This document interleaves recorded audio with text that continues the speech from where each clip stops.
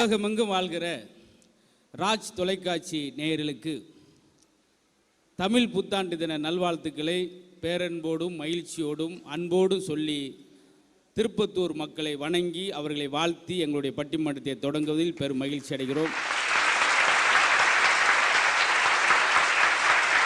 நான் அதிகபட்சமாக நம்ம ஊருக்கு இது வரைக்கும் சுற்று வட்டார கிராமங்களுக்கு வந்திருக்கிறேன். திருப்பத்தூர்ன்றது எனக்கு ஒரு 8 மணி நேரம் ஆகும். நான் 2 நாளைக்கு முன்னாடி கிளம்பி வரும்போது என் கிட்னி கீழே விழுந்து அதை எடுத்து ஒரு கட்டப்பையில் போட்டு அவ்வளவு தொலைவில் இந்த பேச்சாளர் பெருமக்கள்லாம் வந்திருக்கிறதுக்கு காரணம் நீங்கள் நன்றாக ரசிப்பீர்கள், நன்றாக எல்லாரும் வாழ்த்துவீர்கள் என்ற மனதோடு பல்வேறு மாவட்டத்தை சேர்ந்தவர்கள் வந்திருக்கிறாங்க. நீங்கள் நன்றாக ரசிப்பீர்கள் சொல்லி இந்த தமிழ் புத்தாண்டை திருப்பத்தூர்லேருந்து நாங்கள் தொடங்குவதில் பெரும் மகிழ்ச்சி. இது வரலாற்று சிறப்புமிக்க ஊர் அப்படின்லாம் நம்ம நிறையா கேள்விப்பட்டிருக்கோம். தமிழகத்தில் தோன்றிய மாவட்டங்களிலேயே முதன்முதல்ல தோன்றிய மாவட்டம் அப்படின்வாங்க. அதுவும் வெள்ளக்காரர் காலத்திலே பல்வேறு பெருமைகள் அடக்கிய நம்மளுடைய திருப்பத்தூரில் ஒரு திருப்பு முனையாக இந்த பட்டிமன்றம் இருக்கின்றதுக்காக எல்லாம் மரியாதைக்குரியவர்கள். அதுதான் ஊர் பேரே திருண்டு ஆரம்பிக்குது, திருப்பத்தூர். பார்த்தீங்களா, இது நாங்களாக சொல்லி நாங்களாக கைதட்டுறக்காக வந்திருக்கோம். இந்த பிரம்மாண்டமான இந்த பட்டிமன்றம் அழகாக நேர்த்தியாக சரியாக நடந்தேறுவதற்கு பல்வேறு வகையில் காரணமாக இருந்திருக்கக்கூடிய நம்முடைய மகிழ்ச்சி கருணை இல்லம் ஆதரவற்ற முதியோர் காப்பகத்திற்கு நாங்கள் குழுவின் சார்பில் பெரிய நன்றியும் அன்பையும் சொல்லி மகிழ்கிறோம். எல்லோரும் இறக்கத்தான் போகிறோம், கொஞ்சம் இரக்கத்தோடு இருப்போம் அப்படின்ற நல்ல நெஞ்சோடு இந்த மாதிரி நிகழ்வை செய்து வருகிறார் அருமை அண்ணன். அவருக்கு நன்றி சொல்லி ஸ்ரீ சக்தி கோல்டன் சிட்டி குரூப்ஸ் நிறுவனத்திற்கும் அவங்க குடும்பத்தாருக்கு நாங்கள் ஒரு பெரிய நன்றியை சொல்லி மகிழ்கிறோம். இவர்களாம் எல்லார் முகத்தில் மகிழ்ச்சியை பார்த்து அவர்கள் மகிழ்ச்சி அடைகிறார்கள், அந்த உபயதாரர் பெருமக்கள். அதே நேரத்தில் சேயன் குரூப்ஸ் நிறுவனத்தாருக்கும் அவங்க குடும்பத்தாருக்கும் எங்களுடைய நன்றியும் அன்பையும் சொல்லி மகிழ்கிறோம். அதே போல் Tirupattur Sri Krishna silk and readymades நிறுவனத்திற்கும் நன்றி, ராஜ் டிவி குழுமத்திற்கும் நன்றி சொல்லிட்டு இப்பொழுது பட்டிமன்றம் முறையாக தொடங்குகிறது. நிரம்ப தலைப்புகளில் வெவ்வேறு ஊர்களில் பேசியிருந்தா கூட நம்ம மக்களுக்காக ஒரு புதிய சிந்தனையோடு இன்னைக்கு வேகமாக இயங்கிக்கிட்டு இருக்க இந்த இளைஞர்கள் சரியான பாதையில் செல்கிறார்களா, பிறரை சங்கடப்படுத்தி செல்கிறார்களா அப்படின்ற மையப்பொருளாக எடுத்து இன்றைய இளைஞர்கள் எதிர்காலம் என்பது பிரகாசமாக உள்ளதா அல்லது பிரச்சனையாக உள்ளதா என்பதை வாதிடுவதற்கு அருமையான 6 தமிழகத்தினுடைய நல்ல பேச்சாளர்களை நாங்கள் தேர்வு செய்து இந்த நிகழ்வுக்கு அழைச்சிட்டு வந்திருக்கிறோம். எப்பவுமே இந்த பேச்சாளர்களுக்கு நல்ல ரசிகர் வேணுமேன்னு சொல்லி இயங்குறதும், அதே போல் ரசிகர்கள் நல்ல பேச்சாளர் கிடைக்க மாட்டாங்களான்னு இயங்குறதும் இன்றைய தினம் அது ரெண்டுமே சரிசமமாக அது நிவர்த்தியாக இருக்கிறது. அந்த அளவுக்கு சிறப்பாக பேசக்கூடியவர்கள் நீங்களும் நன்றாக ரசிப்பீன்னு சொல்லி இந்த நம்பிக்கையோடு ஆரம்பிக்கிறோம். இளைஞர்கள் எதிர்காலம் என்பது பிரகாசமா பிரச்சனையா அப்படின்போது வெளி மாநிலத்திலிருந்து வந்த பசங்களை பாருங்களேன், அங்கங்கே வேலை பார்க்குற பசங்களை அவன் அழகாக தமிழ் பேசுகிறான். சார் எங்கே பிரச்சனைன்னு பாருங்களேன், அண்ணே அண்ணே அப்படின்றான் வட இந்தியாவில் வந்தவன். நம்ம இங்கே இருக்கிறவன் hello bro bro, hello G hello, இவர் இங்கே தான் சிக்கல் சார். பார்த்தீங்களா, தமிழ் புத்தாண்டு ஆரம்பிச்சிருக்கோம். தமிழ் புத்தாண்டு தினம் உலகத்தில் தோன்றிய முதன் மொழின்னு சொல்கிறோம். உலகில் பைபிளுக்கு அடுத்து ரொம்ப மக்கள் ரொம்ப காலமாக இருக்கிற ஒரு மொழின்னு சொல்கிறோம். இதை ஏன் எல்லாரும் நம்ம பெருமையாக பேசணும்னா, பெருமை வாய்ந்த மொழி என்பதால் பெருமையாக பேசுகிறோம். காரணம் நிரம்ப சொல்லலாம். வின்சென்ட் சர்ச்சில் அவர்கள் இங்கிலாந்தில் இருக்கும்போது மகாத்மா காந்திகிட்ட ஒரு முறை பேசும்போது, அவர் எதுக்கு தண்டிக்கன்னு நினைக்கிறீங்க, விடுங்க பரவாயில்ல. இதை காந்தி பார்த்துட்டு ஆச்சரியப்படுறார், என்னங்க சர்வசாரமாக மன்னிக்கிற குணம், எப்படி இதெல்லாம் எங்கே படிச்சுக்கிறீங்க? அதுக்கு வின்சென்ட் சர்ச்சில் சொன்னது, இங்கிலாந்து பிரதமர் என்ன சொன்னா தெரியுமா, உங்கள் இந்தியாவில் தாயா தமிழில் தாயா ஒரு குறள் எழுதியிருக்காங்க, அதை நான் ஆங்கிலத்தில் டிரான்ஸ்லேட் பண்ணி படித்தேன். இன்னா செய்தாரை ஒருத்தல் அவர் நாண நன்னயம் செய்து விடல்னு சொல்லி நம்மளுடைய அறிவு எத்தனை மைலுக்கு அப்பால் போய் ஒரு மனுஷனை கவர்ந்துருக்கு பார்த்தீங்களா. அதனால தான் அதை நம்ம கொண்டாடுகிற மொழி தமிழ். தமிழ் என்று வேகமாக சொல்லுகிற பொழுது அது அமிழ்து என்று முடியக்கூடிய அற்புத மொழி. இன்னும் சொல்லப்போனால் 3 பெண்கள் உட்காந்துருக்காங்க, மனைவி தங்கை மகள் 3 பேர் உட்காந்துருக்காங்க. வீட்டுக்குள்ளே வந்தவன் கேட்குறான், தங்கையை பார்த்து கேட்குறான், அவரோட தங்கை அவங்க யாரு, என் கூட பிறந்தவள் சந்தோஷம். 2வது மனைவியை பார்த்து கேட்குறேன், இவங்க யாரு, அவளும் என் கூட பிறந்தவள். வந்தவனுக்கு ஆச்சரியம். மூணாவது மகளை பார்த்து கேட்குறான், அவ யாரு? அவளும் என் கூட பிறந்தவள். என்னையா ஒன்றும் புரியலையா? தங்கச்சியை கூட பிறந்தவள் சொன்ன சரி, அதனால் மனைவியும் கூட பிறந்த மகள். அவள் என் கூடவே பிறந்தவள் தங்கை. மனைவி நான் கூடுவதற்காகவே பிறந்தவள். மகள் நாங்கள் கூடியதால் பிறந்தவள். இதுதான் சார் தமிழ். இந்த மாதிரி வேற எங்கேயும் பார்க்கணும். தமிழ் வாத்தியார்ட்டையும் அந்த இது இருக்கும். ஏன்னா தமிழ் புத்தானால ரெண்டாவது சொல்லிட்டு போகணும். எங்கள் ஊரில் திருவிழா நடக்கிறப்ப எங்கள் ஊரில் உள்ள தமிழ் வாத்தியார்ட்ட போய் நன்கொடை கேட்டு போனோம். ஐயா நன்கொடை எழுதுங்க ஊருக்கு, மாரியம்மன் கோயிலுக்கு. அவர் வாங்கிட்டு நல்ல ஒரு தொகையை எழுதுங்க, ரொம்ப வேணாம் ஒரு சின்ன தொகையாக கூட எழுதுங்க அப்படின்னு. அவர் வாங்கிட்டு குறுந்தொகை அப்படின்னு எழுதிட்டு எங்கிட்ட கொடுத்துட்டார். நாங்கள் உரம் குறுன்னு அதை பார்த்துக்கிட்டே இருக்கோம். ஐயா நீங்கள் தமிழ் ரைட்டு தான், அதை கேட்கலைங்க. ஒரு நிதியாக இருந்தால் நல்லாயிருக்கும். ரொம்ப குறுந்தொகை எழுதிட்டே கொஞ்சம் பெருந்தொகையா ஒரு 200, 300, 400 எழுதுங்க. அவர் வாங்கி புறநானூறு அகநானூறுன்னு எழுதி கொடுத்தாரு. 3/4 மணி நேரம் ஒரு வீட்டில் உட்காந்துருக்கோம். 30 பைசா கூட நாங்கள் வாங்கலைன்னா அதுவும் ஒரு விஷயம். தமிழுக்குள்ள அழகு சார். அதெல்லாம் நாங்கள் நிரம்ப பேசுவோம். இப்பொழுது பேச்சாளர் பெருமக்களை நாங்கள் அறிமுகம் செய்ய வேண்டும். இன்றைய எதிர்காலம் என்பது பிரகாசமாக உள்ளதா, இளைஞர்களுக்கு பிரச்சனையாக உள்ளதா? பிரச்சனையாகத்தான் உள்ளது என்று பேசுறதுக்கு இந்த நிகழ்ச்சியுடைய உபயதாரராகவும் இருக்கிறார். பெருமைக்குரிய நல்ல ஒரு மனிதநேயம் கொண்டு நிரம்ப ட்ரஸ்டுகளுக்கு உதவி செய்து ஆதரவற்றவர்களை காத்து வரக்கூடிய மாலதி விஜயகுமார் அவர்களுக்கு நீங்கள் பெரிய கரகோஷம் கொடுக்கணும். நல்ல பேச்சாளராகவும் இந்த இளம் வயதிலே அந்த எண்ணம், அன்னை தெரசா எப்படி இளம் வயதிலே பிறருக்கு சேவை செய்யணும்னு தோணுச்சு, அது மாதிரி அந்த அமைப்பை வச்சு கருணை இல்லத்தை வச்சு நடத்தி வர்றாங்க. அவர்களுக்கு பெரிய பாராட்டுகள் சொல்லுங்கள். அவங்களே நானே பேசுகிறேன் வர்றது இன்னும் கூடுதல் சிறப்பு. வாழ்த்துக்கள்மா. அதே அன்னைக்கு நிரம்ப தமிழ் சார்ந்த மேடைகளில் தொலைக்காட்சிகளில் குழந்தைகளை வச்செல்லாம் நிறையா தமிழ் நிகழ்ச்சி நடத்தியிருக்காங்க.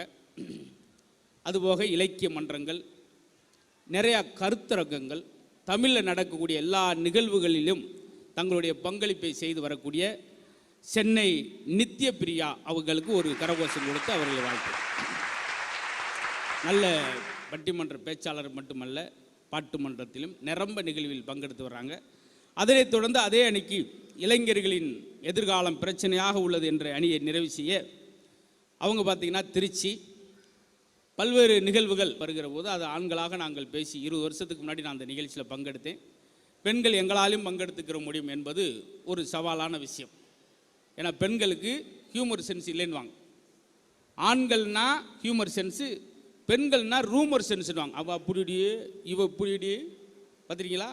அது மாதிரியெல்லாம் இல்லாமல் எங்களாலையும் அதை செய்ய முடியும் அப்படின்னு சொல்லி பட்டிமன்றத்தில், பாட்டு மன்றத்தில், இலக்கிய மன்றத்தில், கம்பன் மன்றத்தில் சொல்லி எல்லா மன்றங்கள்லையும் தமிழ் பேசுவாங்க, கவிதை பேசுவாங்க. நடிப்போடு சேர்ந்து பேசக்கூடிய, பாடலோடு சேர்ந்து பேசக்கூடிய அற்புதமான ஒரு பேச்சாளர், பன்முக பேச்சாளர், திருச்சியை சேர்ந்த அன்னலட்சுமி. அவங்களுக்கு பாராட்டு சொல்லுங்கள். இல்லை, இளைஞரின் எதிர்காலம் மிக மிக பிரகாசமாகத்தான் இருக்கிறது. இல்லாட்டி கொஞ்சம் நேரத்துக்கு முன்னாடி இங்கே விருது வாங்கினவங்களை பாருங்கள். வளர்ந்து வரக்கூடிய தொழிலதிபர்கள் விருது வாங்கியிருக்காங்க, தொழில் முனைவோர் விருது வாங்கியிருக்காங்க. பல்வேறு துறையில் சாதித்தவர்கள் இந்த இளைஞர்களாக இந்த மேடைக்கு வந்திருக்காங்க. அப்போ இளைஞர்கள் வாழ்க்கை இங்கே இருந்து பார்க்கும்போதே பிரகாசமாக தான் இருக்குது. எதை லைட்டு போட்டதுனால எல்லாம் பிரகாசமாக இருக்குன்ற அர்த்தம் கிடையாது. அவங்களுடைய வேகமும் பிரகாசமாக இருக்குன்றதை கொஞ்ச நேரத்துக்கு முன்னாடி பார்த்தோம் என்பதை சொல்வதற்கு இங்கேருந்து அங்கேருந்து கிடையாது. எங்கள் திருநெல்வேலி மாவட்டம் என்னையும் தாண்டி 6 நாளைக்கு முன்னாடி கிளம்புனாங்க பாவம். கட்டிச்சோறு கட்டிக்கிட்டு புளியோரை கட்டிக்கிட்டு வந்து 13 பஸ்ஸில் மாறி 17வது பஸ்ஸு வரும்போது எப்படி இருக்கும் பாருங்கள். ஆமாம், 2 குளுக்கோஸ் ஏற்றிட்டு மேடைக்கு வந்திருக்காங்க. கோயில்பட்டியை சேர்ந்த அன்னபாரதி அவர்கள் நிரம்ப பட்டிமன்ற நடுவராக இருக்காங்க. அதான் ஆச்சரியம். ஒரு 4 நிகழ்ச்சி என் கூட பேச்சாளராக வந்தாங்க, 5ஆம் நிகழ்ச்சி அதே ஊரில் நடுவராக உட்காந்துட்டாங்க. உட்காந்ததோடு இல்லாமல் இன்றைக்கி ஒரு ஆள் குறை சார், ஒரு அம்மாவுக்கு வகுத்து வழியா, நீங்கள் வரீங்களா பேச்சாளரா அப்படின்னு என்னையும் கூப்பிட்டாங்க. சரி வர முடியாதுமான்னு கொஞ்சம் சொல்லிட்டேன். அப்புறம் 500 ரூபா சேர்த்து தரணும், நானே போய் பேசி கொடுத்துட்டு வந்தேன். என்ன செய்ய சொல்கிறீங்க, 3 பிள்ளையை காப்பாற்றணும்ல. பார்த்தீங்களா, நான் இதானது அவங்களுக்கு அப்படி ஒரு சந்தோஷம். ஜல்லிக்கட்டு நடந்தது. அதில் ஜல்லிக்கட்டினுடைய இதுவரைக்கும் நடந்த ஜல்லிக்கட்டிலே முதல் பெண் வர்ணனையாளர் என்ற பெருமைக்குரியவர், மோட்டிவேஷனல் ஸ்பீக்கர். பொதுவாக பெண்கள்னாலே மோட்டிவேட் பேசுவாங்க, அவள் அப்படி இப்படின்னு மோட்டிவேட் பேச ரொம்ப கஷ்டம். அதை பணியை செய்கிறாங்க. ஏன்னா ஒரு ஊரில் ஆம்பளையும் சண்டை விட்டால் என்ன ஆகும்? சண்டை காணாமல் போயிடும். அதே போல் ஆம்பளையும் பெண்களும் சண்டை விட்டால் என்ன ஆகும்? ஆம்பளை காணாமல் போயிடுவான். அதே போல் பெண்ணும் சண்டை விட்டால் என்ன ஆகும்? அந்த ஊரே காணாமல் போயிடும். ஆல்ரெடி நீங்கள் அப்படி 2 வீட்டுக்காரனை அடித்து 5 மணிக்கு ஜெயிலில் இருப்பாங்க. இதான் பார்த்து. ஆனால் இந்த மேடையை பொறுத்த மட்டுக்கும் அதிகபட்சமாக பெண் பேச்சாளர் தான் அதிகமாக இருக்காங்க.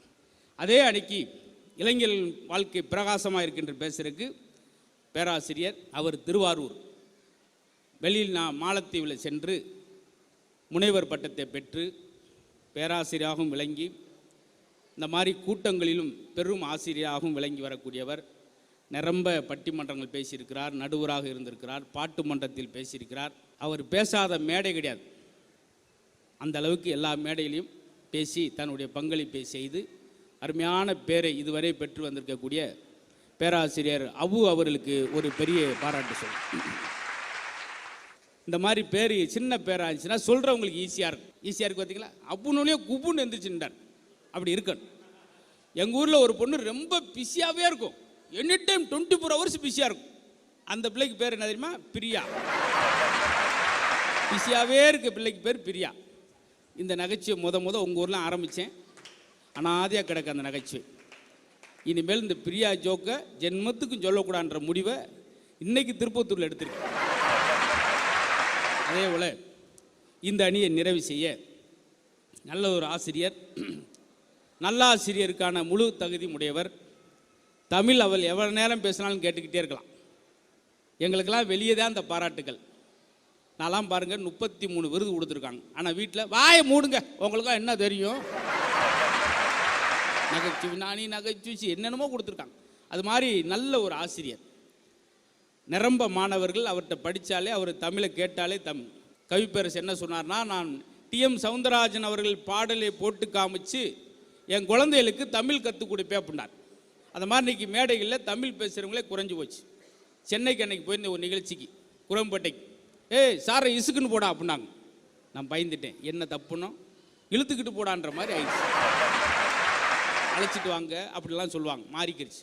ஆனால் ரொம்ப முறையாக சரியாக பேசி நிரம்ப கம்பன் கழகம், தமிழ் கருத்தரங்கங்கள், பெரும்பெரும் பேராசிரியர் பெருமக்கள் பங்கெடுத்த மேடைகள்லாம் பேசி நற்பெயரை பெற்று வந்திருக்கக்கூடிய ஈரோடு பெருந்துறைக்கு பெருமை சேர்க்கக்கூடிய கோப்பா ரவிக்குமார் ஐயா அவர்கள்.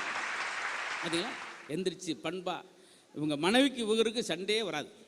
இவ்வளோ மென்மையாக இருந்தால் எப்படி சண்டை வரும்? யோகா மாஸ்டர் இவர் ஒரே மாதிரி தான், அவ்வளோ சாப்பிட்டா இருப்பார். அவனை அடின்ற கூட மென்மையாக தான் சொல்லுவார். அவனை மெதுவாக அடியுங்கள். அந்த மாணவர்லாம் முன்னாடி வந்து, சார் என்ன 2 அடி சேர்த்தடிங்க சார், ஜாலியாக இருக்குது சார் உங்கள்கிட்ட. 6 பேரும் நல்ல பேச்சாளர்கள் என்பதையும் கொஞ்சம் தாண்டி நல்ல மனிதர்கள் அப்படின்ற பெயரையும் பெற்றிருக்கிறார்கள். அவருக்காக 6 பேருக்கும் பெரிய வாழ்த்துக்களை சொல்ல போகிறோம். இந்த பட்டிமன்றம் வெற்றி அடையும் முழு பொறுப்பு, முழு அக்கறையும் எங்களுடைய திருப்பத்தூர் மக்கள் கையில் தான் இருக்குது. இப்பொழுது பட்டிமன்றத்தினுடைய முன்னுரையை நிறைவு செய்யறதுக்கு முன்பாக இந்த இளைஞர்கள் வேகமாக இருப்பாங்க. இளநீருக்குத்தான் சுவை அதிகம், இளமைக்குத்தான் பலம் அதிகம் அப்படிவாங்க. சார் சேகுவாரா பனியன் போட்டு அப்படி போவான். அவர் என்ன செஞ்சார், என்ன அந்த அவர் நற்பணிகள் என்ன செஞ்சார், அந்த நாட்டுக்கு எவ்வளோ போராடினாரு யாருக்கும் தெரியாது. இவ்வளோதான் விஷயம். அப்புறம் எழுதியிருப்பான் டூவீலரில், அஞ்சுவதும் அடி பணிவதும் இறைவன் ஒருவனுக்கேன்னு போட்டிருப்பான். டிராஃபிக் போலீஸை பார்த்தோன்னா 16 கிலோமீட்டர் ரிவர்ஸில் ஓடி போயிடுவான். இறைவன் ஒருவனுக்கேன்னு போட்டு 30 ரூபாய்க்கு எதுக்கு நீ 3 கிலோமீட்டர் ஓடுற? இப்படி இளைஞர்கள் தான் சார், அவன் நடத்தைக்கு அவனுக்கு சம்மந்தம் இல்லாமல் இருக்கு அப்படின்னு யோசிக்கிறேன். பார்த்தீங்களா, மதர்ஸ் டே அன்னைக்கு மட்டும் அம்மா போட்டால் அப்படி வாட்ஸ்அப்பில் வச்சு வாழ்த்துக்கள் அம்மா, மறுநாள் சப்புன்னு நடிப்பேன். உனக்கெல்லாம் என்ன தெரியும், உட்கார் பேசாமட்டு. அப்பா நினைவு நாளைக்கு அவர் போட்டா வைக்க. இதுதான் சார், இது ஒரு ஃபேஷனாக கையில் எடுத்துக்கிறான். உண்மையிலேயே அப்பாவை மதிக்கிறாங்களா சொல்லுவோம் இல்லையா சார்? நீங்கள் அவர்கள் நிறைவு காலத்தில் தாய் தந்தையரிடம் ஒரு அன்பை நீங்கள் பெற்றுவிட்டாலே போதும். என் மகன் நல்லா இருக்கணும், அவன் பாவம் எந்த சுமையும் இல்லாமல் சுகமத்தோடு ஆரோக்கியத்தோடு இருக்கணும். அந்த ஒரு வாசகம் அவங்க நிறைவு காலத்தில் பெற்றோர்களிடமிருந்து பிள்ளைகள் பெற்றுவிட்டால் நீங்கள் எந்த கோயிலுக்கும் போக தேவையில்லை, அவருடைய ஆசீர்வாதமே 1000 சாமிகளுக்கு சமம். அதே நேரத்தில் அவர்களை சங்கடப்படுத்தி இப்படி செஞ்சிட்டானேன்னு ஏங்குனீங்கன்னா நீங்கள் எத்தனை கோயிலுக்கு போனாலும் ஒரு புண்ணியம் கிடைக்காது என்பதெல்லாம் இன்றைய மாணவர்கள், இன்றைய இளைய சமுதாயம் பின்பற்றுகிறதா என்பதெல்லாம் பேசி உங்களை நல்லா மகிழ்ச்சிப்படுத்த போகிறாங்க. இப்போது பட்டிமன்ற தீர்ப்பை நாம் பார்க்கலாம். இந்த 6 பேரும் இன்னைக்கு வெற்றியாளர்கள் உட்கார்ந்துருக்காங்க. என்னன்னா, அவர்கள் பேசிய வார்த்தை யாருக்குமே வாயிலிருந்து வரவில்லை, அது இதயத்திலிருந்து வந்ததனால் அது வெற்றியாகும். பேச்சு வந்து கீழந்து பார்க்கும்போது ரொம்ப எளிமையாக தெரியும். ஆனால் அதுக்கு தான் அந்த போடியம் எதுக்காக வச்சு அதில் பேசுகிறாங்கன்னா, புதுசாக பேசுகிறவங்களாம் அந்த போடியத்தில் இன்று பேசுவாங்க. வெட்ட வெட்ட வெட்ட வெட்டன்னு அந்த கால் நடுங்கிறது வெளியே தெரியக்கூடாதுன்றக்காக. ஆனால் இங்கே அப்படி கிடையாது. இவர்கள்லாம் வந்து அந்த மேடையே நடுங்கும். காரணம் என்னென்னா, வாயை பயன்படுத்துவன் அனைவரும் பேச்சாளன் அல்ல, வார்த்தைகளை பயன்படுத்துவன் தான் பேச்சாளன். யாருடைய மனதும் புண்படும்படியாக இல்லாமல் ஒரு பேச்சு அமைவன். என்எஸ் கிருஷ்ணன் சொல்கிறார் பார்த்தீங்களா, உன் சிரிப்பு மற்றவனை சந்தோஷப்படுத்தாவிட்டாலும் பரவாயில்ல, பிறரை சங்கடப்படுத்தாமல் இருந்தால் அதுதான் சிறந்த நகைச்சுவையாக இருக்க வேண்டும் சொல்கிறார். ஏன்னா இன்றைக்கெல்லாம் இயற்கையை ரசிக்கிறதுக்காக யாரும் சுற்றுலா போகிறதில்ல. எதுக்காக போகிறான்னா, அங்கே ஒரு 2 செல்ஃபி எடுத்து வாட்ஸ்அப் குரூப்பில் போட்டு அவனை வெறியேற்றுறதுக்கு. நீ மட்டும் போயிருக்க அப்படி ஆயிடுச்சு. பச்சோந்தி தெரியும், பச்சோந்தியை ஒரு 10 ரூபா பத்திரத்தில் எழுதி கொடுத்துருக்கு. மனிதர்களை பற்றி பேசும்போது இந்த பச்சோந்தி எழுதியிருக்கான், சார் நான் நிறம் மாறும் போட்டியில் மனிதரிடம் கலந்து கொண்டேன், கடைசியில் எனக்கு தோல்விதான் கிடைத்தது, அவர்கள் தான் வெற்றி பெற்றார்.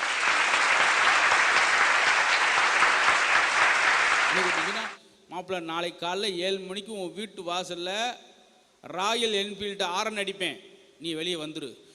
ராயல் என்ஃபீல்டு வண்டி வாங்கிட்டியாடா? ஆரன் மட்டும் வாங்கியிருக்கேன்.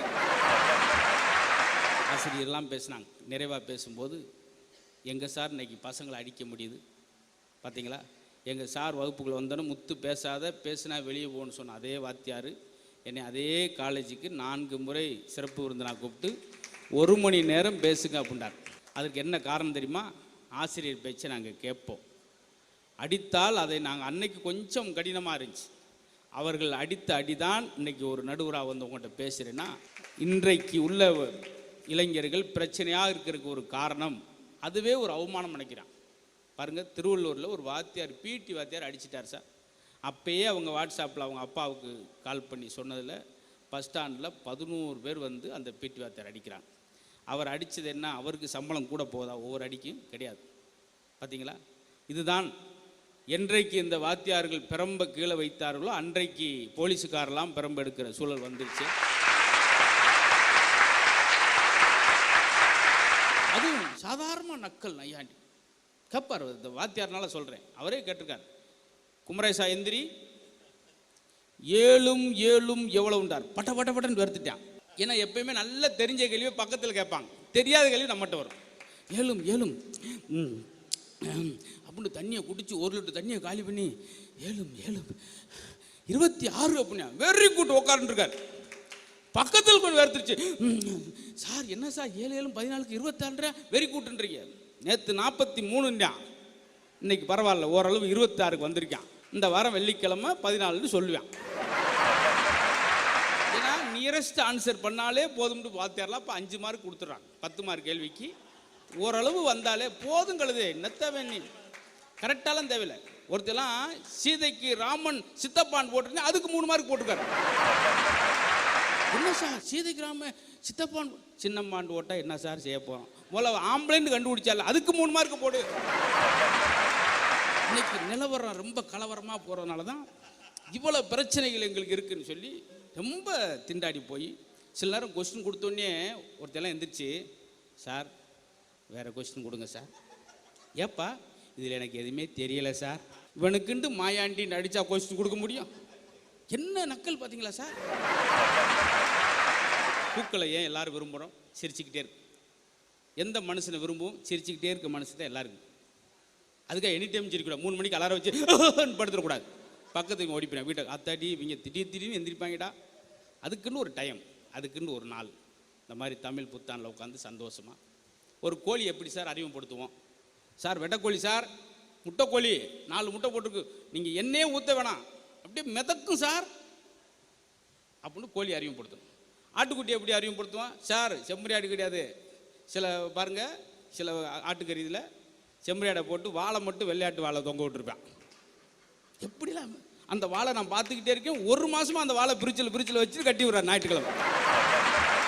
அப்போ ஒரு ஆட்டுக்குட்டி எப்படி அறிமுகப்படுத்துவான்? சார் இளங்குட்டி சார், 15 கிலோ தான், கொழுப்பே கிடையாது சார். ஆட்டுக்குட்டியை 17 கிலோ இளங்குட்டி, கோழியை வெடக்கோழி முட்டைக்கோழி. மனுஷன் எப்படி அறிமுகப்படுத்துவான்? இந்த முனியசாமி சார் 43 கிலோ, கொழுப்பே கிடையாது சார், நெஞ்சுக்கறி செம்மையாக இருக்குங்க சார், தொடக்கறி பிரமா, இப்படியா சொல்ல முடியும் அவரை? அவர் என்ன சொல்கிறார்? கலகலப்பான மனுஷன் சார், வெள்ளந்தியான மனுஷன், அவர்கிட்ட போனால் நேரம் போரே தெரியாது சார். இதைத்தான் சொல்கிறோம். உங்கள் பையனை இன்ஜினியர் ஆகணும், டாக்டர் ஆகணும், கலெக்டர் ஆகணும்னு சொல்கிறீங்களே, மனுஷனாகணும்னு சொன்னீங்களா அப்படின்னு ஒரு கேள்வி கேட்டார். சார், ஒரு இன்ஜினியரிங் படிக்கிற ஸ்டூடெண்ட்டு திடீர்னு ஆர்கெஸ்ட்ராவோடு பெரிய சிங்கராக போயிடுறான். ஒரு இன்ஜினியரிங் படித்தவன் திடீர்னு நடிகராகி வந்துடுறான். இன்ஜினியரிங் படிச்சு ஸ்டாண்டப் காமெடியாக வந்து நம்மளுக்கு போட்டியாக வந்து நம்ம 3 நிகழ்ச்சி நம்மளுக்கு காலியாக போயிடும். அப்போ இன்ஜினியரிங் படிக்கிறவன் எல்லா துறைக்கும் வர முடியுது, ஆனால் இன்ஜினியராக ஆக முடியலை.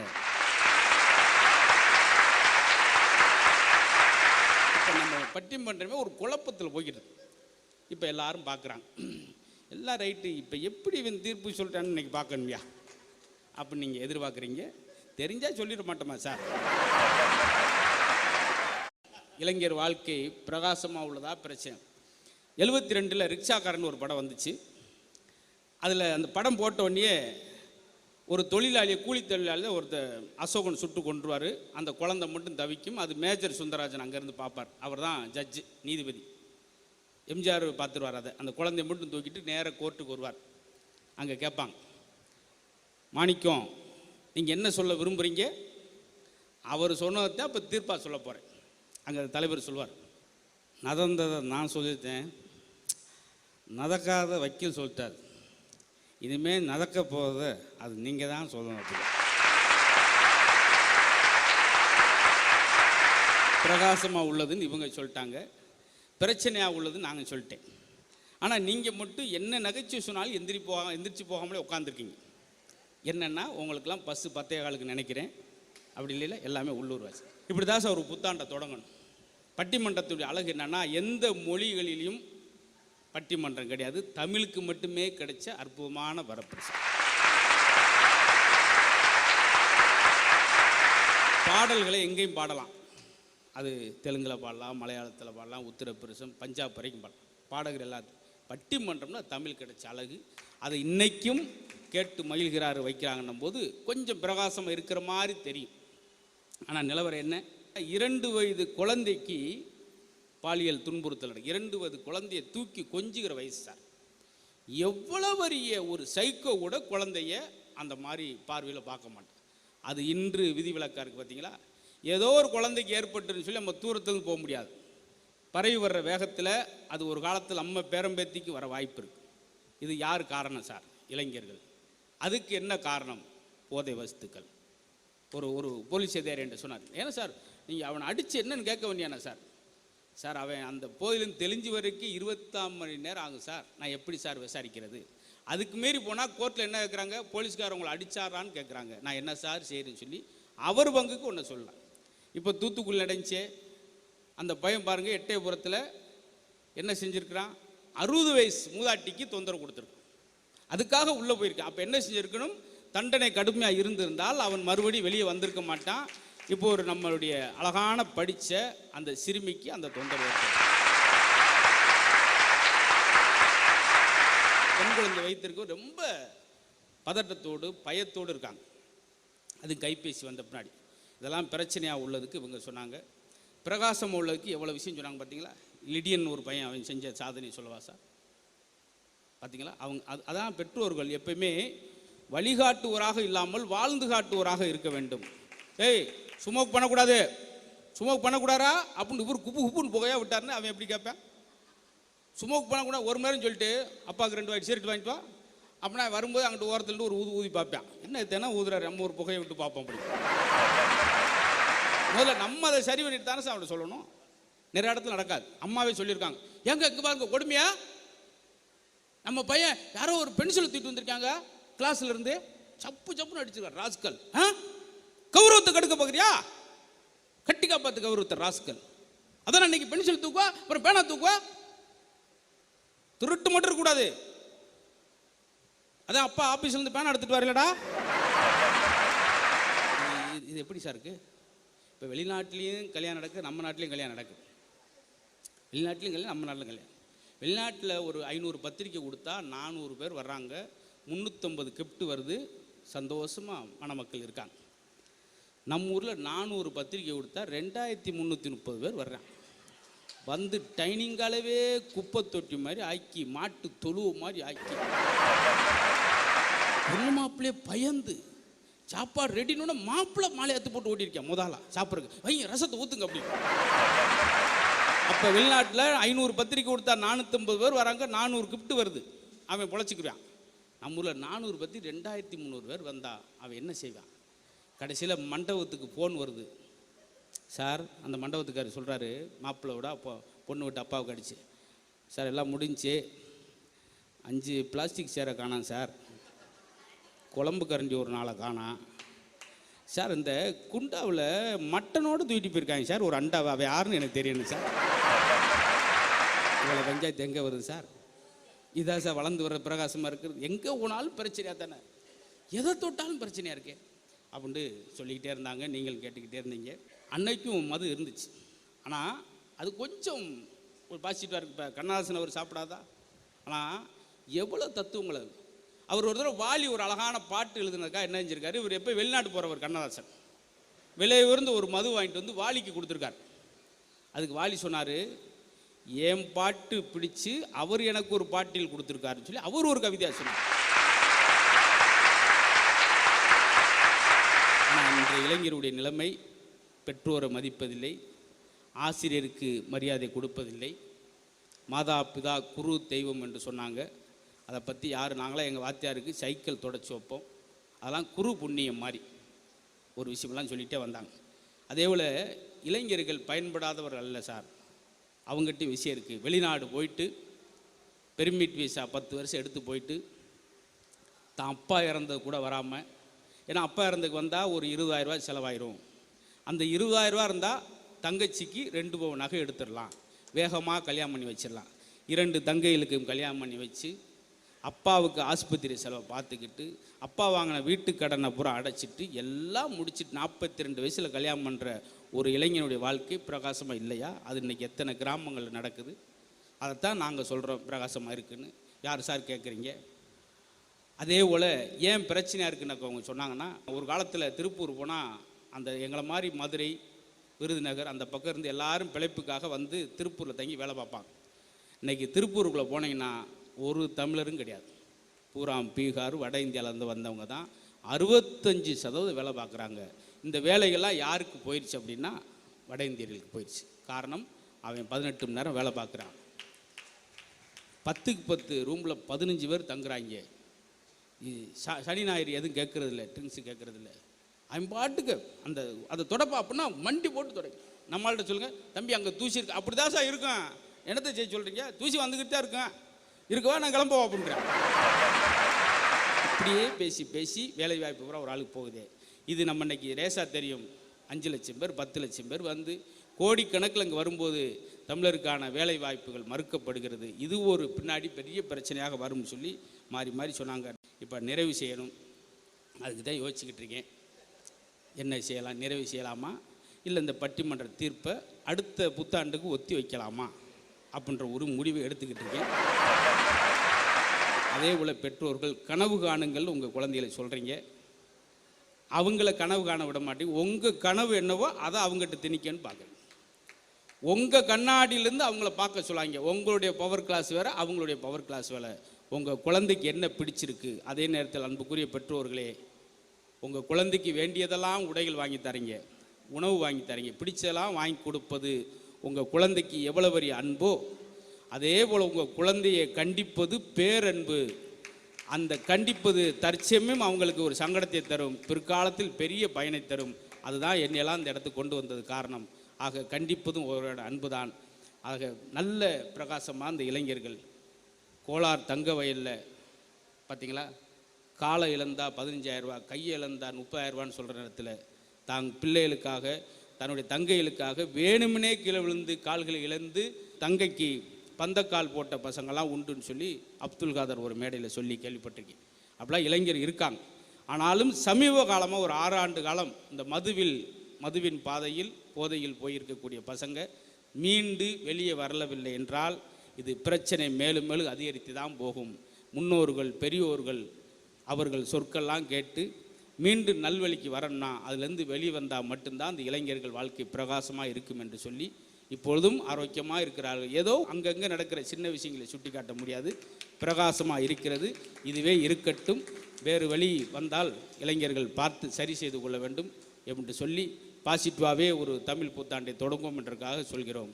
இளைஞரின் போக்கு, இளைஞரின் பாதை எங்கே ஒரு சில தவறு நடந்தால் கூட பிரகாசமாக இருக்கிறதே என்று சொல்லி தமிழ் புத்தாண்டு தின ராஜ் தொலைக்காட்சி நேயர்களுக்கு தீர்ப்பாக சொல்லி உங்கள் முன்பு அன்போடு விடைபெறுகிறோம். நன்றி, வணக்கம்.